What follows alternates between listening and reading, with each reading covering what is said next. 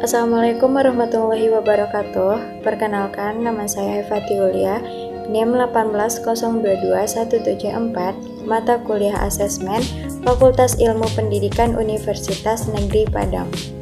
Baiklah, di sini saya akan membuat video pembelajaran tentang asesmen. Yang pertama, saya akan membahas tentang pengertian asesmen anak usia dini. Pengertian asesmen atau penilaian adalah penerapan atau berbagai cara penilaian untuk peserta didik, di mana batas kemampuan anak maupun hasil belajar anak. Penilaian adalah suatu proses menentukan atau memutuskan sifat-sifat atau perilaku individu, karakteristik suatu program atau sifat dari suatu entitas melalui tes dan observasi, dan kemudian menandainya dengan suatu bilangan atau skor terhadap hasil penentuan dan pemutusan tersebut.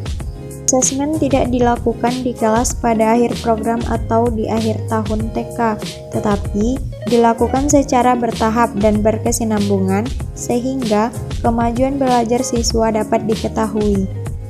Caranya pun lebih alami, misalnya saat anak bermain, menggambar, atau dari karya yang dihasilkan. Asesmen tidak mengondisikan anak pada bentuk ujian. Dengan mengetahui bakat, minat, kelebihan, dan kelemahan siswa, maka guru bersama-sama dengan orang tua siswa dapat memberi bantuan belajar dan tepat untuk anak, sehingga dapat diperoleh hasil belajar yang tepat untuk anak. Penilaian pada pendidikan anak TK lebih banyak untuk mendeskripsikan ketercapaian perkembangan anak. Dengan penilaian, dapat diketahui dan ditetapkan aspek-aspek perkembangan yang telah dicapai dan belum dicapai.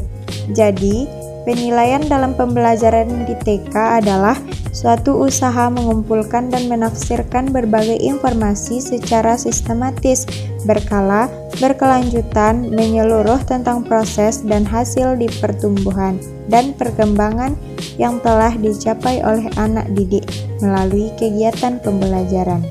Selanjutnya yaitu perencanaan. Pengertian perencanaan.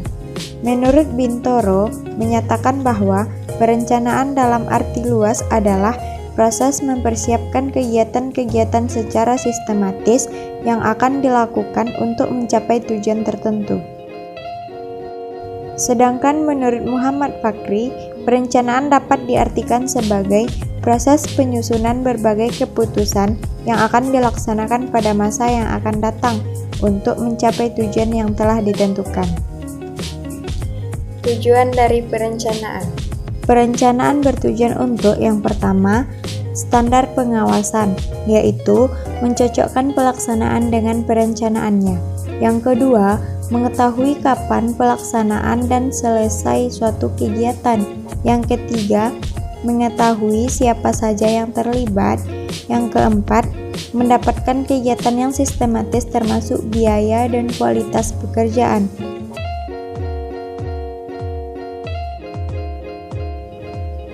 Manfaat dari perencanaan. Yang pertama, standar pelaksanaan dan pengawasan. Yang kedua, pemilih berbagai alternatif terbaik. Yang ketiga, penyusunan skala prioritas. Yang keempat, menghemat pemanfaatan sumber daya organisasi. Tujuan dan ruang lingkup asesmen. Tujuan asesmen di TK adalah sebagai berikut. Yang pertama, untuk mengetahui berbagai aspek perkembangan anak secara individual dan sebagainya.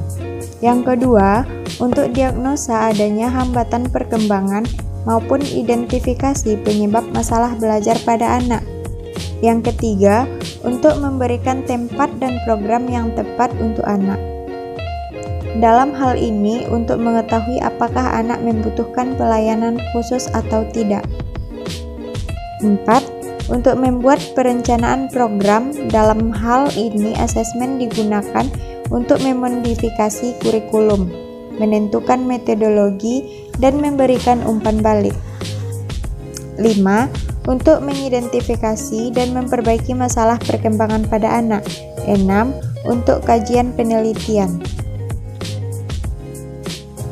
Baiklah, Sekian dari saya tentang asesmen. Jika ada salah mohon dimaafkan. Assalamualaikum warahmatullahi wabarakatuh.